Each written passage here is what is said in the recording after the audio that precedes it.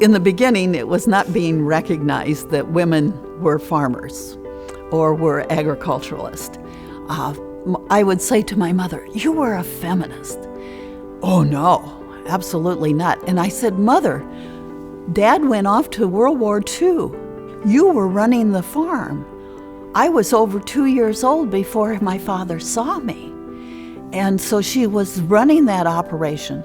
She had her salary from when she taught country school, that furnished the house, that bought the tractor to start the farm. But she didn't give herself credit. My dad came into that marriage with $17 in the bank and a farm that he could rent from his father.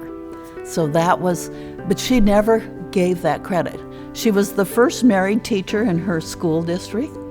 Again, they said, "Well, it's because your husband's in the war that we'll accept a married teacher."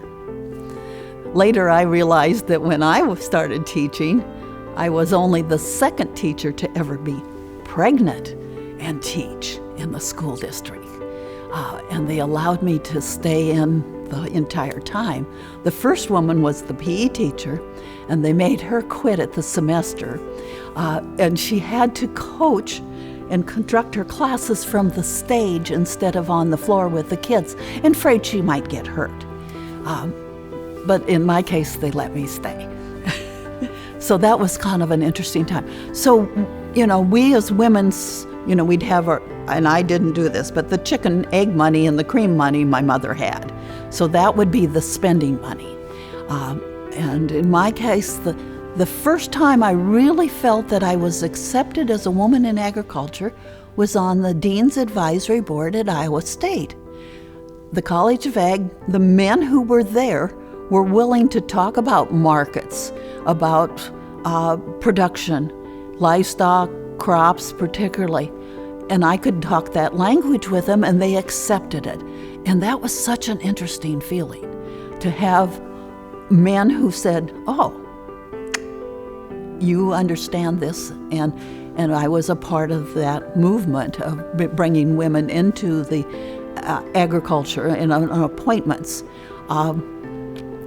The state of Iowa has had a policy longer than any other state in the nation of having gender equity on all appointed boards and commissions. I'm so proud of Iowa for that. And my first appointments were a result of that as a rural woman. Governor Ray did the first appointment to a judicial commission.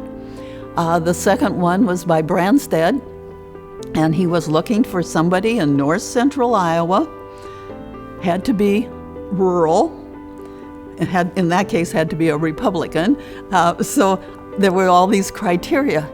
And the head of the Iowa Corn Growers said, "I know the perfect woman for you." Evan Stallman said, "Ask Florine Swanson." And so that's how I got appointed to what was the Iowa Product Development Corporation, and I went on to chair that. The Women's Hall of Fame is an important event because it recognizes women who have done things to advance and empower other women. Ever since 100 years ago, when women worked, struggled to pass and ratify the 19th Amendment, which gave us the right to vote, we've had strong women leaders. And the commission and this event, the Hall of Fame, recognizes those women. I think that girls and women can look at women leaders, strong women, and they can say, "Hey, they've done this thing. They've made advances. They've achieved their goals. They've had vision. They've worked to make things happen. I can do that. I can change things too." Well, when I went to law school, which was Strick Law School, I think I was only one of 5 at the most women. And at that time, they had a quota because everything was sailing good for law school, and they could only take so many students. I got in because I was on faculty, and there weren't very many women, and there was some resentment against the women simply because they used a quota which would have been used for a male law student. So there was some resentment. The fact that now there are so many women in law doing great things, judges, and it's just wonderful that it's improved that much and that they are doing that great. In the Iowa Bar, they're very active. And then I saw, I see once in a while, I help form the Iowa Women's Law, and that's got us started because there weren't very many of us, and we're scattered throughout the state. And I thought we should get together and support each other and move forward. And it happened, and that's good. Some days I think what I do is bask in the reflected glory of my siblings. I have here something that Mary Beth has written. I guess she figures I'm not competent to do it by myself, so I'll read you what she wrote. To the Iowa Women's Hall of Fame participants, from Mary Beth Tinker. Thank you so much for honoring me with the Christine Wilson Medal for Equality and Justice, and for including me among the fine women who are also being honored today. Like all of you who have come to celebrate, we are trying to make the world a little bit better for all of us. My brother Leonard, myself, and I were raised to do this by our parents, Leonard and Lorena Jean Tinker, that is to say Leonard Jr., I'm actually Leonard III. They were role models for living in a way that promotes equality, justice, and love. They taught us that people of all ages have a responsibility to identify the challenges of their time and then to take up those challenges. They taught us that doing so is a good way of life, a life of meaning and connection to others. As a nurse and a First Amendment advocate, I have encouraged young people to bring the ideals of our democracy to life and to take us toward a day when equality and justice become reality. I have encouraged youth to have a voice, and it is heartening to see so many who are speaking up about the many issues of our mighty times. Thank you to all of the young people who here today who are doing that, and to all adults who are encouraging them. I am sorry that I could not be here with you in person, but I am pleased and gratified that my brother could join with you.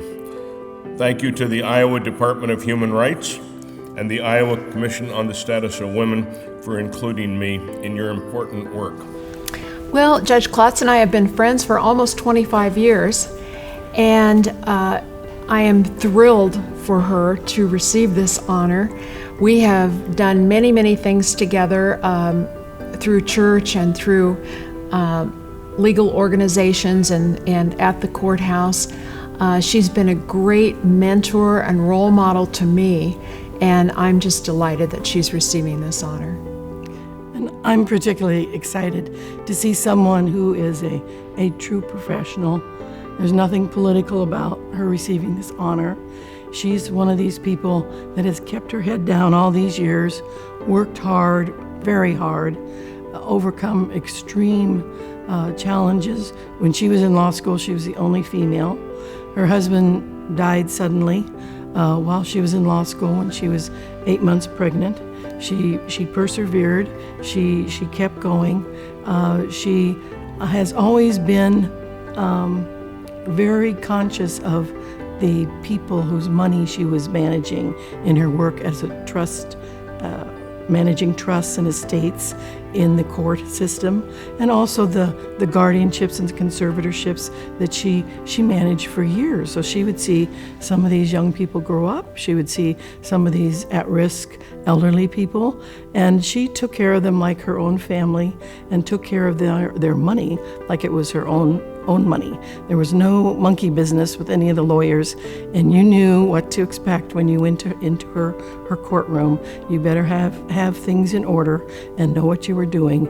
And she taught, basically, like generations of young lawyers how to do trust and estates and probate and guardianships. And so it's very special to me that a person like Judge Klotz is being honored. Hello, I'm Jane Simpson, Ruth Klotz's granddaughter. I'll be speaking today on behalf of my grandmother. It is with immense gratitude that I accept this honor today. The inductees of the past and present have contributed to our civic life in many ways, and it is truly humbling to stand among them. I thank the many friends who supported the nomination. Today, I'm taking this opportunity to draw attention to the ways that we Americans work together to improve our world. In 1824, Alexis de Tocqueville commented on the associations which drove the civic life of the young republic. Americans of all ages, all conditions, all minds constantly unite. Not only do they have commercial and industrial associations in which all take part, but they also have 1,000 other kinds: religious, moral, grave, futile, very general and very particular, immense and very small. Americans use associations to give fêtes, to found seminaries, to build inns, to raise churches, to distribute books, to send missionaries to the Antipodes. In this manner, they create hospitals, prisons, schools. Of course, de Tocqueville was, at the time, observing democracy consisting solely of free white men. Over time, this democracy expanded, and so did the associations. Thus it was that in 1921, a man named Stuart Morrow, charged with starting up an Optimist Club in Oakland, California, sought a conversation with the owner of the Parker Goddard Secretarial School in search of a candidate for membership. He was surprised to learn that the business was operated by 2 women. Adelaide E. Goddard said to him, "When the men admit women as members of their service clubs, I would be interested." This remark sparked an idea for Mr. Morrow. He called together several of the outstanding business women in Oakland to pursue the idea of forming a service club for women. Thus was Seroptimists started in the United States. Seroptimist International now has over 75,000 members in 122 countries. The mission is to transform the lives and status of women and girls through education, empowerment, and enabling opportunities. Service clubs have been part of our communities since the early 20th century. Working locally, such as Seroptimist's support of the Iowa Homeless Youth Centers or Kiwanis' project to build the Miracle League Park, while thinking globally, as Rotarians did when taking on polio. Way to go, Rotarians! For my part, I joined a Seroptimist affiliate in 1946, eventually serving as the president for the Americas. In this capacity, I was privileged to represent the organization during the second wave feminist movement. Here I am at the Congress of Presidents of Women's Organizations, convened by the editor of Ladies' Home Journal. I should note that this took place after a group of radical feminists stormed his office and staged an 11-hour sit-in. Perhaps he thought that he would be safer with the likes of me. Perhaps he was mistaken. I am pleased that my grandchildren's generation places a high value on making a positive difference in the world. I am confident that they will find the best means of being effective. I simply want them to know that there are organizational infrastructures already in place, awaiting the energy and vision of a new generation of American leaders. Go forth, figure it out, and be of service. Thank you.